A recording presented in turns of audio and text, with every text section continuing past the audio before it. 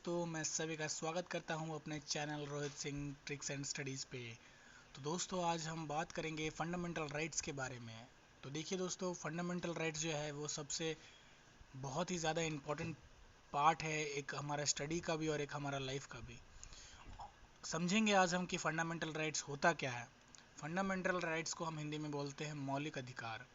यह एक ऐसा अधिकार है जो कि संविधान के द्वारा लोगों को दिया गया है, और इसमें बहुत सारी चीज़ ऐसी हैं जो कि हमारे भारत को आज़ाद होने से पहले वो सब होता था, और इस आर्टिकल्स के आने के बाद, कॉन्स्टिट्यूशन आने के बाद हमारा हर एक चीज़ जो है वो ख़त्म हो गया। तो आइए हम आज डिस्कस करेंगे कि हमारे पास कितने सारे फंडामेंटल राइट्स हैं। तो हम देखेंगे, now we have 6 fundamental rights in according to our constitution. सबसे पहला जो राइट्स होता है दोस्तों, वो है राइट टू इक्वालिटी।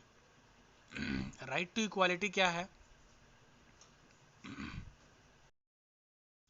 हाँ तो दोस्तों, राइट टू इक्वालिटी का मतलब ये होता है कि हम सभी कोई समान है। हम जो है सभी सभी लोग एक एक समान है, कोई किसी पे कोई बड़ा या छोटा नहीं है। राइट टू इक्वालिटी का अर्थ ये है कि हमें अधिकार है कि हम सब चीज में समान है। तो ये टॉपिक को आज हम करेंगे, ठीक है। ये आर्टिकल है कहाँ से कहाँ तक है वो हम देखेंगे। देखिए, फंडामेंटल राइट्स में जो कॉन्स्टिट्यूशन के अंदर आर्टिकल नंबर 14 से लेकर 31 तक फंडामेंटल राइट्स है दोस्तों। तो आर्टिकल 14 से 18 राइट टू इक्वालिटी है, क्षमता का अधिकार। ये हिंदी में बोला जाता है क्षमता का अधिकार, ठीक है। तो आर्टिकल नंबर 14 से 18 तक क्या है? क्षमता का अधिकार, राइट टू इक्वालिटी। सेकंड क्या है? Right to freedom. Right to freedom का मतलब होता है कि हम जीने का अधिकार, हमें क्या क्या स्वतंत्रता है जीने में, ठीक है। हम इसको भी डिस्कस करेंगे पूरी तरह से। और ये आर्टिकल्स कहाँ कितने कितने से कितने हैं? 19 से लेकर 22 तक है दोस्तों, ठीक है। और तीसरा हम फंडामेंटल राइट्स में आते हैं। तीसरा है राइट टू अगेंस्ट एक्सप्लॉयटेशन, शोषण के विरुद्ध अधिकार।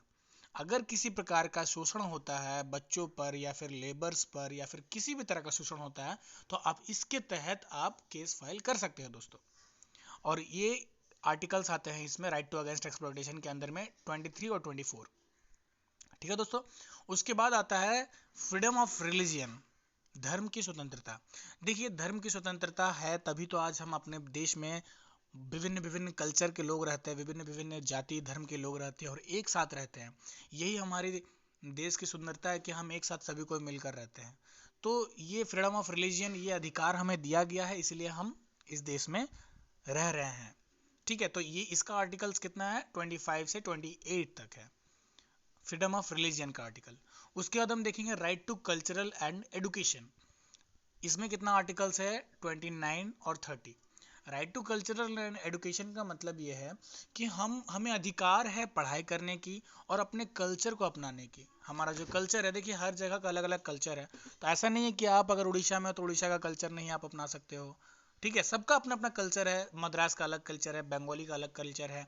तो इस तरह से है, हमें अधिकार दिया गया है कि हम अपने कल्चर को और अपने एडुकेशन को कर सकते हैं, ठीक है।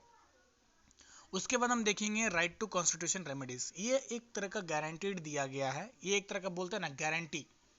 ये आर्टिकल हमें गारंटी देता है कि ये जो पांचों आर्टिकल्स है इसका मैं रक्षा करूंगा। क्या गारंटी देता है? कि जो जितने भी अधिकार है, जितने कुछ भी है, सबका मैं रक्षा करूंगा।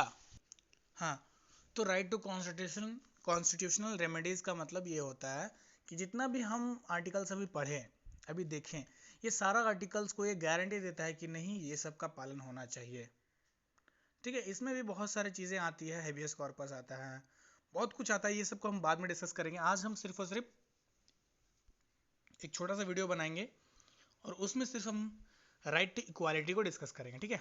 तो नीचे आप देख सकते हैं राइट टू इक्वालिटी लिखा हुआ है। Right to equality article number 14 से 18 तक। सबसे पहला आर्टिकल क्या है राइट टू इक्वालिटी का? Article number 14, right to equality before law. देखिए, कानून के नज़र में जब बोलते हैं ना, कानून के नज़र में सब एक है, कोई बड़ा या छोटा नहीं, कोई अमीर या गरीब नहीं, कोई नीचा जात कोई ऊंचा जात नहीं। तो यही आर्टिकल दिया गया है, इसीलिए ऊंचा नीचा बड़ा छोटा नहीं है दोस्तों। ये आर्टिकल हमें कॉन्स्टिट्यूशन ने दी है, ये एक तरह का हमारा अधिकार है कि नहीं, हम किसी के ऊपर नहीं, किसी के नीचे नहीं। हम लॉ के बराबर में, लॉ के सामने हम सब बराबर हैं। इसीलिए आर्टिकल नंबर 14 जो है, right to equality before law, law के सामने हम बराबर हैं सब कोई, ठीक है।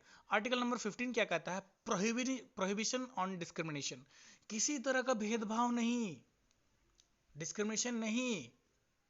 बोलते हैं कि लड़का पढ़ेगा लड़की नहीं पढ़ेगी, ऐसा नहीं है। किसी भी तरह का डिस्क्रिमिनेशन नहीं होना चाहिए, यह अधिकार है हमारा, ठीक है। उसके बाद तीसरा आता है article number 16, equal opportunity in public employment. देखिए, equal opportunity in public employment, वो बात अलग है कि हम हमारे जो ST SC और OBC कोटा के कुछ प्रोविजंस है वो अलग कारण से है, मगर यहाँ पर हम जब पढ़ेंगे तो हमें ये पता रहेगा कि equal opportunity in public employment, जो एम्प्लॉयमेंट में है ना, पब्लिक एम्प्लॉयमेंट में हमें इक्वल अपॉर्चुनिटी मिलेगा, इक्वल अपॉर्चुनिटी मिलेगा, सब हम एक है। तो ये हम क्या पढ़ रहे हैं? राइट टू इक्वालिटी पढ़ रहे हैं, तो सब इसमें समानता के बारे में ही हम बात करेंगे, ठीक है। उसके बाद आर्टिकल नंबर 17 क्या कहता है? Abolition of untouchability. Abolition of untouchability का मतलब यह है कि हम अनटचेबिलिटी नहीं करेंगे, छुआछूत नहीं करेंगे। हम बोलते हैं ना, नहीं छुएंगे, हम उसे छुएंगे तो हम अशुद्ध हो जाएंगे, हमें नहाना होगा, ये वो लंद फंद। तो इस तरह का बातें जो है कॉन्स्टिट्यूशन में लिखा गया, इसीलिए क्योंकि दोस्तों ये आज़ाद भारत होने से पहले ये सबको बहुत वैल्यू दिया जाता था, और इसी के कारण लोग बहुत ही परेशान होते थे, जो नीचे जाते होते थे, जो नीचे तबके के जाति होते थे।